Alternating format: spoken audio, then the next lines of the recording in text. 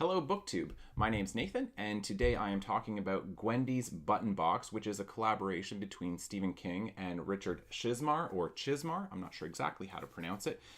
It's a 2017 publication, and I am definitely going to be talking about a fair bit that happens in the book, specifically towards the end. And so it is much more of a discussion, as in, I'm presuming that you have read the book and you've had a chance to think about it. And we're just kind of engaging in a discussion, much more so than a book review. So, in other words, there are definitely spoilers in this. So, I should say at the beginning that I have read a lot of Stephen King. Certainly not everything.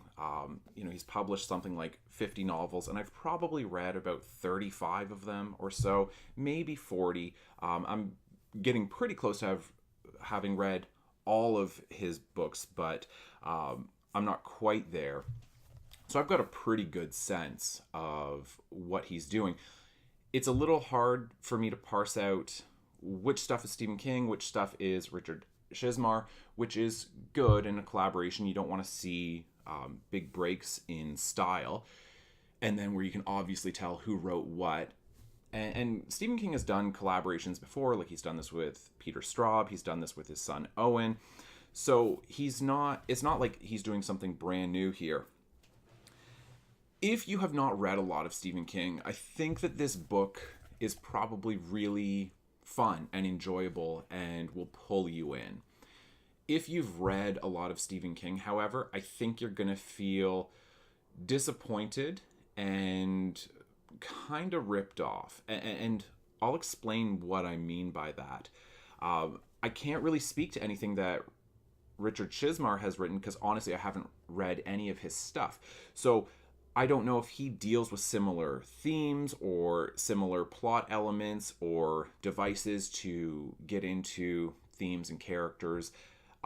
So I'm not quite sure how fans of his would feel about this, but I can definitely speak to the Stephen King side of it. And I think it's fairly obvious that, Stephen King, he's obviously getting top billing on the book, and that's the name. That's the reason why so many people are choosing to read this. So the reason why I'm saying that you might feel like you're getting ripped off, and I do to a certain extent, is that this is an incredibly slim book.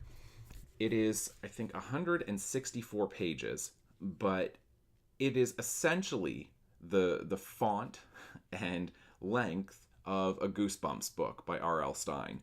It is, it's got lots of blank pages where it's got, if the chapter ends, then it will have the blank page before it starts the new chapter, or if it has an illustration on the one page, then the other side of the page is going to be blank. So even calling it 164 pages is being pretty generous with this. This isn't young adult length. This is middle grade. And so that's fine.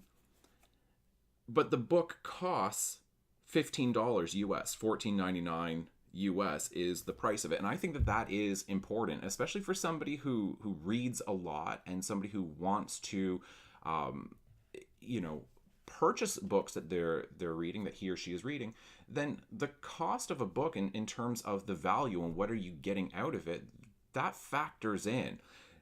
This took, it's going to take you however long to read it. I mean, I didn't time myself, but I imagine somewhere between an hour and an hour and a half for $15. And if you try to do a comparison, it's like, well, if I go to the movie theater, I'm going to get 90 minutes to 2 hours of entertainment for maybe $10. And typically books are, much more valuable in that sense, and that you're typically getting 6 to 8, hours out of it, maybe 10 to 15 if it's a longer book, for pretty close to the same price as what you're going to pay with this one. And I know that that's not a commentary on the story itself, but I think that that's something that should be brought up. When I saw this in the store and then I looked at the actual length of it, I'm not blaming Stephen King or Richard Chizmar.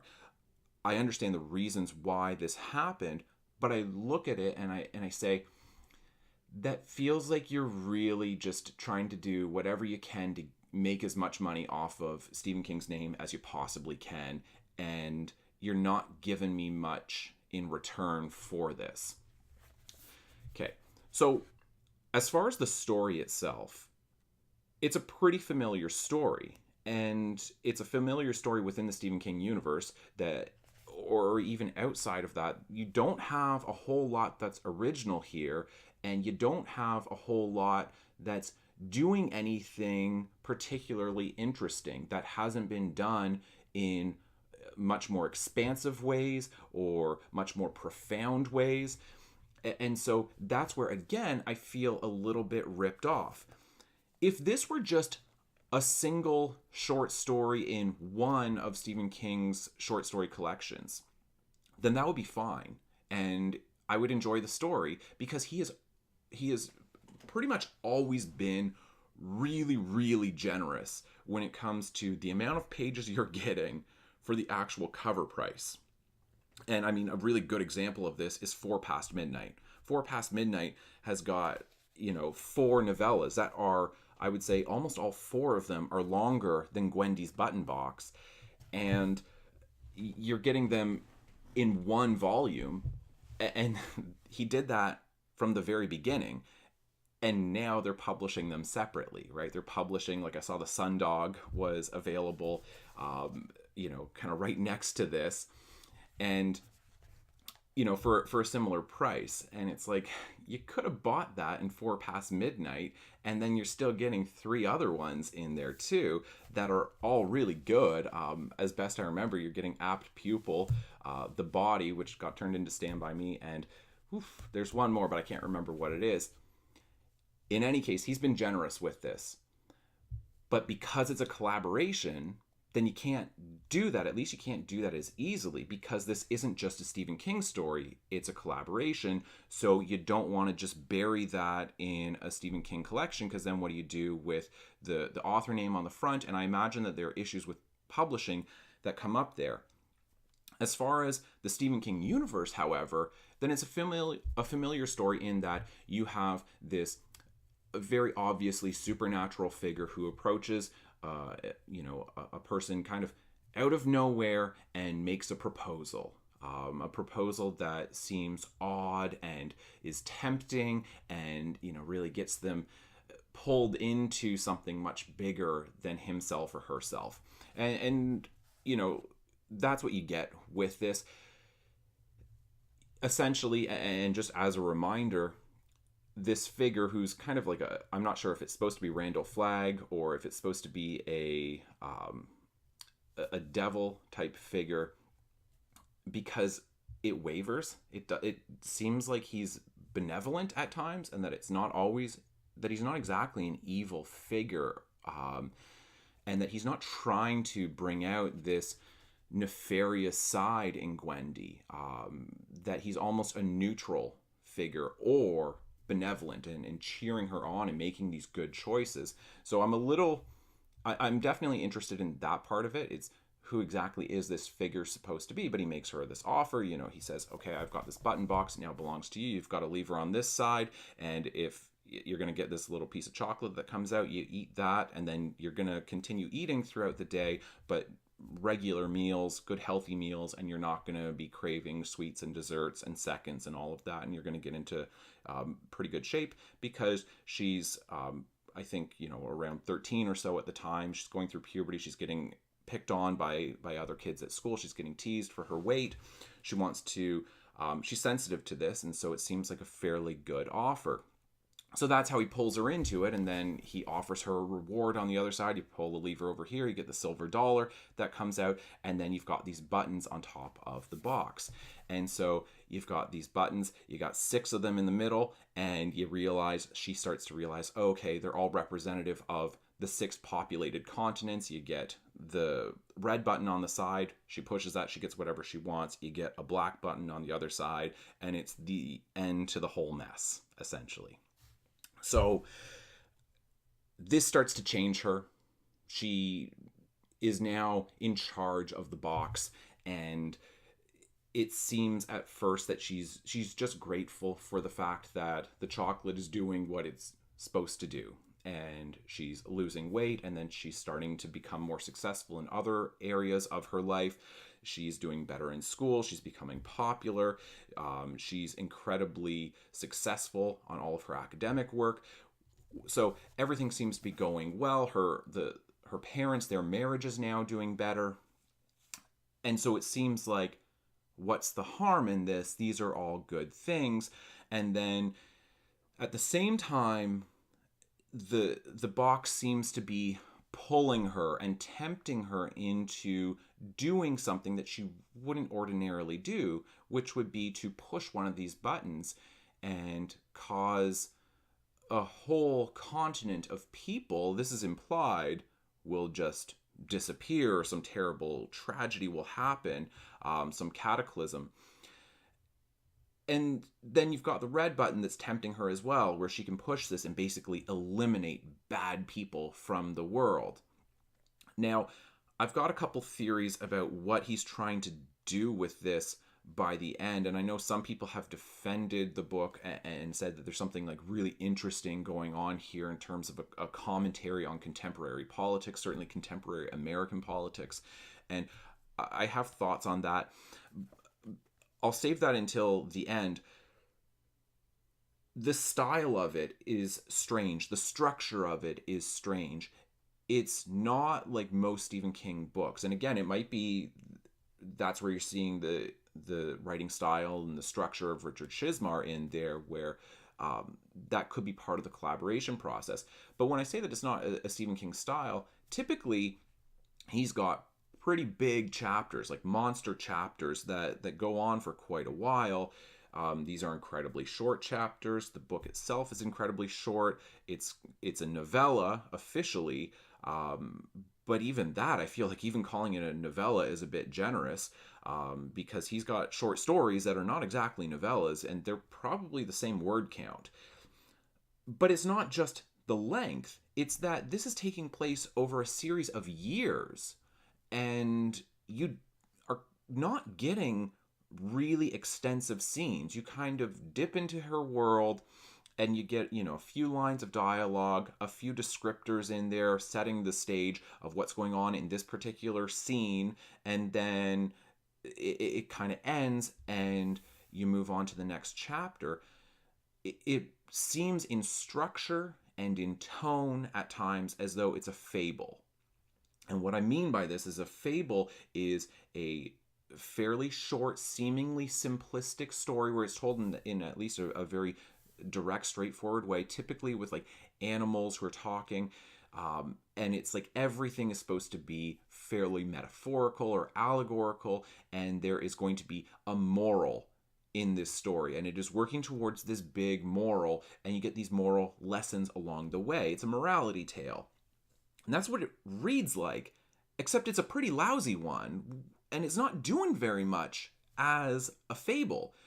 There's not much commentary, and that's where I'll get to what some people have said about maybe what this is trying to do. I want to point to some other books, though, some other stories that you could look at that are using similar themes of as what you get in Gwendy's Button Box, but they're doing it in much better ways. Stephen King himself has done this recently in The Bazaar of Bad Dreams. I think Bad Little Kid is a great short story in here. A person who's being tormented by this kind of supernatural figure, and seeing how his life, that figure has been there throughout his life, kind of like popping in at key moments, and seeing how it is really messing with this guy. And that, I think, is kind of what you get in Gwendy's Button Box, seeing how it's starting to affect her, the weight of being the custodian, so to speak, of the Button Box. But Bad Little Kid is much more entertaining. You don't exactly... maybe you can see where it's going, but it's a pretty entertaining ride. Gwendy's Button Box, I didn't feel pulled into the story in the same way. That's one. If you're talking about somebody who becomes a custodian for this very powerful force who depending on how you wield it, which is very much what you get at the end of Gwendy's button box, he basically explains to her that the button box could have corrupted her and could have brought out this terrible side of her, and she could have used it to cause all of these tragedies around the world, but because she didn't, then lots and lots of people were saved. There's even mention of, the Kennedy assassination and, what would have happened there if things had played out slightly differently. And it's kind of a passing reference, but it's like Stephen King wrote 11/22/63, which is all about that. If you have the power to influence world events, then you better wield that power for good, and you might actually kind of screw things up on the way in trying to do that. And maybe it's best to actually not intervene, because when you do intervene, you might be causing much, much worse things to happen. 11/22/63 is it's 849 pages, and these are it's not the same font. Like this is a much bigger consideration of those themes that Stephen King has done, again, not all that far in the past, maybe 10 years ago. If you're looking at something that can corrupt a person and seeing that change over time, Tolkien certainly did this with Lord of the Rings and seeing what happens with Frodo. And again, this is like a really big considered meditation. If you're talking about somebody who comes in, this mysterious figure who offers you a button box, and then there is a moral question involved in this, and then really getting into a philosophical debate, and you want to be as brief as possible. Richard Matheson did this with Button, which got turned into a movie called The Box. I haven't seen the movie, so I can't comment on that, but Button is a hell of a good story. I've taught this multiple times. I have yet to have a class of students who has not been completely captivated and pulled in by the philosophical questions and the ending of it, which is absolutely fantastic. And it's like maybe 8 pages in length, and it's got a hell of a lot more of a punch than Gwendy's button box. So I know that this was published a few years ago, but this is a whole collection of Richard Matheson short stories. This has a cover price of $7.99, $14.99. If you're talking about how something can following somebody as they change, because she kind of starts out weak and then she starts to change and she becomes kind of bigger than herself and more powerful, more intellectually capable, and then she stops taking the chocolate and then that kind of dies off. Well, you certainly have that with Flowers for Algernon, and so that's a much better consideration of that one. And when it comes to a figure who is offering this tempting thing and offering it in the simplest way, by offering this sweet treat and knowing that she shouldn't eat it, but then she does eat it. Well, this is one of the oldest stories, which would be at the very beginning of the Bible in Genesis.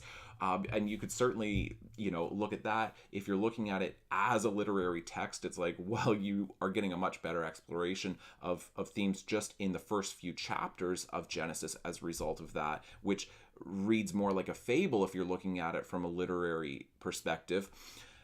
Or even looking at John Milton's Paradise Lost, which is expanding on that, the first few chapters of Genesis, and exploding them out to a couple hundred pages of poetry. So I'm looking at this and I'm saying, what are you offering that hasn't been said before? What are you doing here that you haven't said before? There's a booktuber, Kingly Endeavors, Alex, who does Kingly Endeavors, where he's been working through all of Stephen King's books, and he's complained in one of his videos, because he felt like there was just such a repetition of themes and situations and all of this, but really like themes, and he got pretty frustrated, and he was only like in the mid 80s in Stephen King's collection at this point, and saying, if you don't have something original to say, if you don't have something new to say, then why the hell did you write another book about it?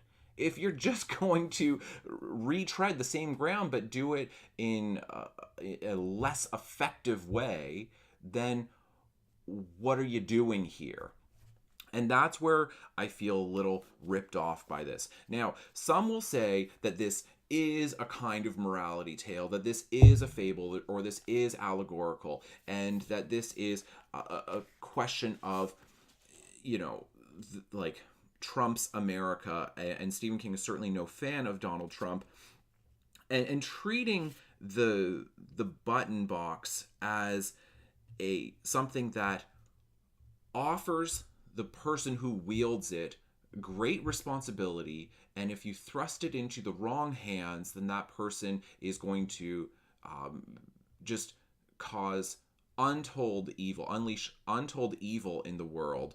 And if it's somebody who's maybe not even a great person, but just not terrible in their core, then they can be a custodian of this and ultimately save the world from this. That basically, just don't be a bad person. Just don't let this thing bring out the worst in you, and we're going to have a better world. It might not be a perfect world, but it'll be a better world as a result of that. So he uses these terms of, well, you are a custodian for this thing. Or I'm trying to think of the other one that he uses at the end here. But if this is the case, I mean, he talks about this and saying, like, look, you've prevented a whole bunch of tragedy from happening in the world by doing nothing, by not intervening all that much, by not acting when maybe you have the desire to act, and saying, like, that you've prevented a whole bunch of stuff. He says, yes, and who knows how many worse things the box might have prevented during your proprietorship. That's the other one, proprietorship. Not even I know. Mass slaughters, a dirty suitcase bomb planted in Grand Central Station, the assassination of a leader that might have sparked World War III. It hasn't stopped everything. We both read the newspapers. But I'll tell you one thing, Gwendy. He leans forward, pinning her with his eyes. It has stopped a lot. A lot. Well, if this is the case, if it is supposed to be a commentary on that, on saying that politicians have got this responsibility, and that ultimately you want to not necessarily, we have to be really careful about who we entrust these things to. Really what he's talking about is, if this is the case, if this is the commentary, it's the consideration of a trustee model of elected representatives or a delegate model. And basically a trustee model is saying, like, we're going to elect good people to our political offices, and we are going to trust that they are going to do good, noble things, even if we don't always understand them. And then a delegate model is saying, we're putting you in office to do what we tell you to do, and the masses, we're going to have our say. And if we're really angry about something, we're going to say, we want you to do this. And even if it's reckless, we want you to do it. And he's saying that's a bad model. You don't want to entrust somebody with this much power if they are going to be swayed by that kind of temptation. You want them to be above the fray, where they don't give in to those things. And if that is the commentary, if that's the consideration of this, and I mean, I think if you're following that through, then it seems like, oh, you're saying that Obama's presidency is really what we should be looking to as the model, saying that even if people want me to do these things, I'm not necessarily going to do them, compared to Donald Trump, where he listens to people at a rally, and then he's like, all right, that seems like a good idea. We should do this if he gets enough applause. It seems like that if you're following it through and saying that's what he's trying to do, both Stephen King and Richard Chizmar in this, then it's like, okay, that's fine, but I don't know if that really comes through very well. And I don't think that it is so subtle that we don't get it. It's really, if this is your way of exploring the consideration of the trustee versus the delegate model for elected representatives, and especially in the age of nuclear weapons, then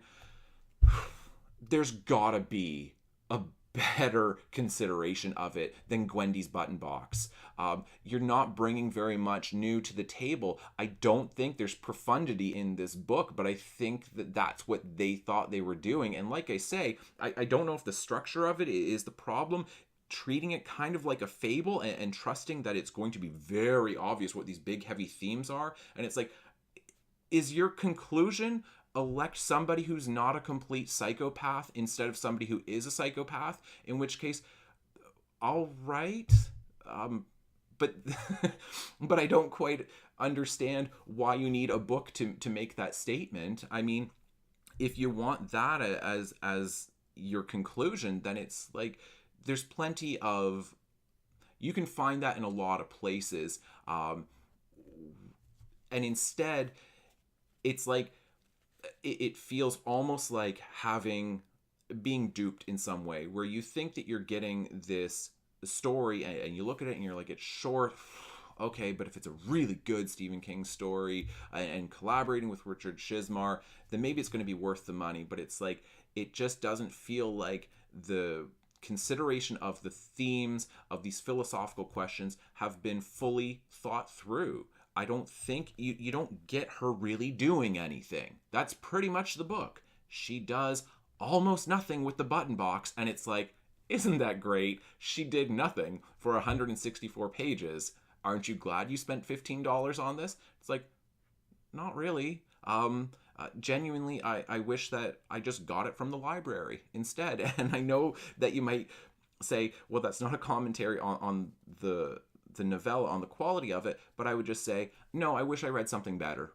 I wish I read something that was of equal length, or shorter, or longer, but that I took an hour and a half of my life to get into these themes in a much more considered way, or to have something that's not trying to dive into this massive political philosophical question of the delegate versus the trustee model of elected representatives. Maybe this isn't the place to go if that's what I really want to have. You can explore it in fiction. I just don't think it's being done very well, if that's what this is supposed to be. And if it's supposed to be just a straight up, morality tale, or you get this supernatural figure coming into a person's life and everything kind of goes crazy, I think Stephen King has done it better in other places, as I mentioned earlier in this, and I think other writers have done it better. So it's not bad. If you haven't read a lot of Stephen King, then you might really enjoy it, but I think that your time would be better spent reading a lot of other things instead. All right. I hope that wasn't too cranky, but those are my thoughts on Gwendy's Button Box. All right. Thanks so much for watching. Bye.